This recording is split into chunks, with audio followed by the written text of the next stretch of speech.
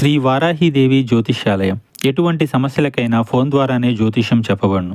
విద్య, ఉద్యోగం, వ్యాపారం, పెళ్లి, ఆరోగ్యం, నాగదోషం, సంతానం, రాజకీయం, వామాచార దోషం, అత్తాకోళ్ల మధ్య గొడవలు, ప్రేమించి మోసపోవడం, స్త్రీ పురుషుల వశీకరణం, ధనం నిలకడలేకపోవడం 24 గంటల్లో సమస్యకు పరిష్కారం చూపబడును. గురూజీ రామరాజు గారు. Phone number 7893655059. ఈ రోజున మాత్రం మీ యొక్క జీవితంలో జరగబోయేది ఇది. ఏం జరుగుతుంది తెలుసుకోవాలి అనుకున్నా, ఎటువంటి పరిస్థితుల్లోకి వెళ్ళబోతున్నారు అని తెలుసుకోవాలనుకున్నా వీడియోని మీరు పూర్తిగా చూడాల్సిందే. చాలా దారుణం జరగబోతుంది. వీరి బాధ చూసి మీరు వణికిపోతారు. మీరు తల మునకలైపోతారు. ఆ సమస్య నుంచి వారిని ఎలా బయటపడేయాలంటూ, వారు ఎవరు, ఏం జరగబోతుంది, వారికి ఎటువంటి ఫలితాలు కలగబోతున్నాయి తదితర అన్ని వివరాలు వీడియోలో తెలుసుకుందాము.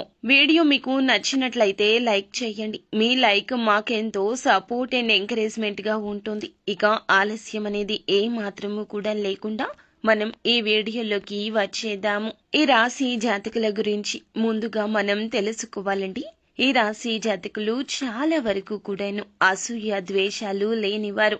వీరికి ఎంత మంచి మనసు ఉంటుందంటే ఒక్క మాటలో అస్సలు చెప్పలేమండి. భగవంతుని స్వరూపులుగా తోస్తారు. వీరికి ఇష్టులకు మాత్రమే ఇలా కనిపిస్తారు. కానీ శత్రువులకు మాత్రమో వీరి మీద అక్కసు ఎక్కువగా ఉంటుంది. విద్వేషాలతో రగిలిపోతూ ఉంటారు.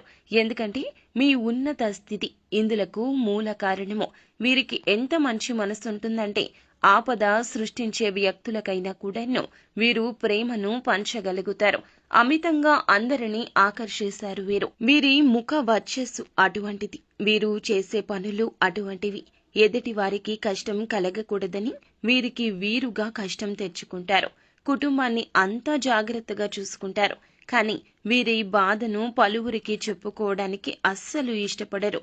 ఎక్కువగా సుఖాన్ని అందరికీ పంచుతూ ఉంటారు. బాధని వీరు లోలోపల దిగమింగుతుంటారు. వీరి యొక్క తత్వమే అటువంటిది. జన్మతః వచ్చిన లక్షణమే ఇది అని చెప్పొచ్చు. వీరిని చూసిన కన్న తల్లిదండ్రులకు కూడాను ఎంతగానో గౌరవంగా ఫీల్ అవుతూ ఉంటారు. గర్వంగా ఫీల్ అవుతారు.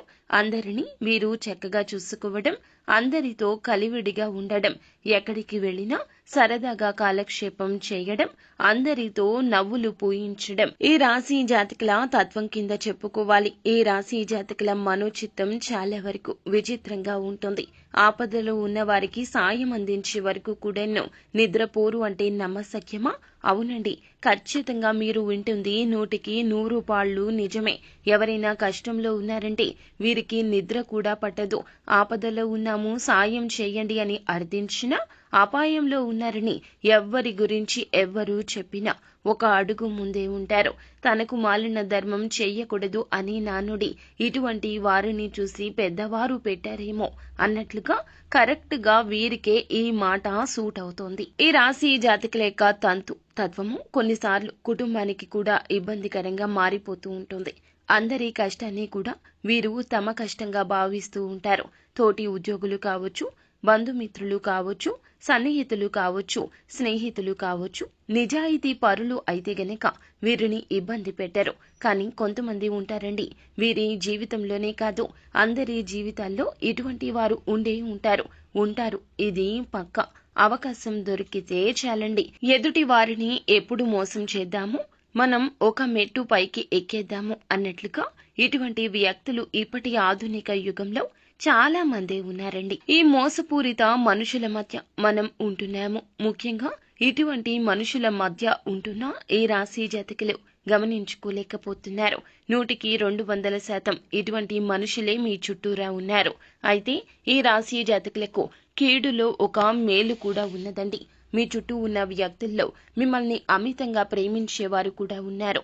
అంటే ఒక 10 మంది ఉన్నారనుకోండి, 10 మందిలో 7 వీరిని ఇష్టపడేవారు ఉన్నారు.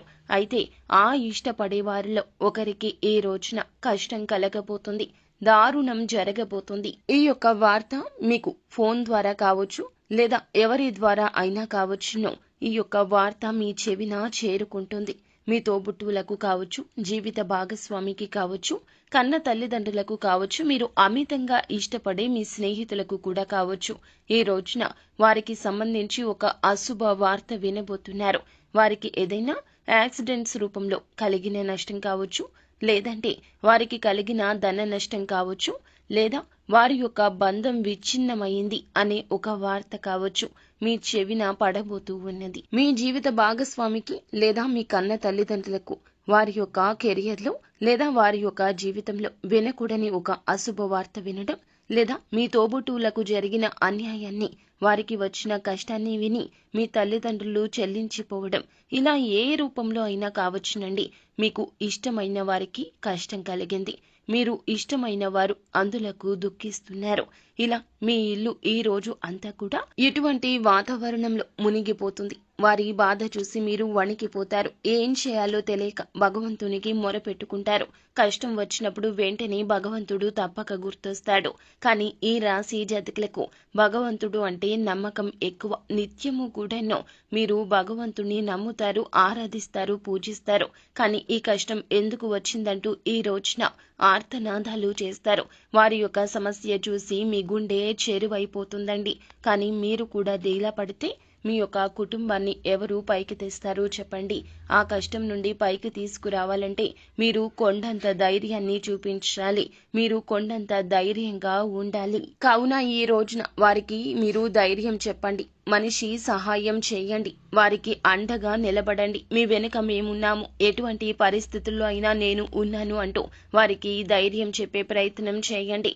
అలాగే వారు ఏదైనా బెట్టింగ్ యాప్స్లో కానీ, లోన్ యాప్స్లో కానీ, లేదా ఇతరత్ర ఎటువంటి మోసాలకు గురి అయినా వారికి ఏదైనా ధన సాయం కావాలన్నా ఒక అడుగు ముందుకు వేయండి. ఖచ్చితంగా మీరు అందించే సహాయం భగవంతుని రూపంలో వారికి అందినట్లుగా వారికి అనిపిస్తుంది. వారు మీతో పాటు ఈ రోజున మనసు విప్పి సమయాన్ని గడుపుతారు. వారికి కలగాల్సిన కష్టానికి మీరు అడ్డుగా నిలబడతారు. ఇదంతా దైవేచ్ఛ. ఈ రోజు ఇలాగే జరగబోతుంది. అలాగే ఈ రోజున ఈ రాశి జాతకులకు కాస్తంత ఓర్పు సహనం ఎక్కువగా ఉండాలని చెప్పాలి. ఇలా ఒకరికి కలిగిన ఆపద మీకు నిద్ర పట్టకుండా ఉంటుందని చెప్పుకోవాలి. ఈ విధంగా ఈ రాశి జాతకులకు గడవబోతుంది. ఈ రోజంతా పొద్దున్నుంచి రాత్రి వరకు కూడా వీరి కోసం మీరు దుఃఖిస్తూనే ఉంటారు. వారికి వచ్చిన ఆపద తొలగించడం కోసం అనేక రకాలుగా ఆలోచనలు చేస్తూనే ఉంటారు. సో ఫ్రెండ్స్, చూశారు కదా, ఈ రోజున తప్పక శివారాధన చేసుకోండి. వీలు కుదిరినప్పుడల్లా ఓం నమ శివాయ అనే పంచాక్షరి మంత్రాన్ని నిత్యము పఠించండి. వీలుంటే స్తోమతకు తగ్గట్లుగా పేదవారికి ఏదేని దాన ధర్మాలు చేయండి. వస్తు రూపంలోనూ, వస్త్ర రూపంలోనూ వారికి కావలసిన సహాయం ఏ రూపంలో అయితే ఆ రూపంలో మీ స్తోమత ఉంటే గనక ఖచ్చితంగా సాయం చేయండి. చేతిని వెనక్కి తీసుకోవద్దు. అంతా మంచి జరుగుతుంది. శుభం భూయాత్.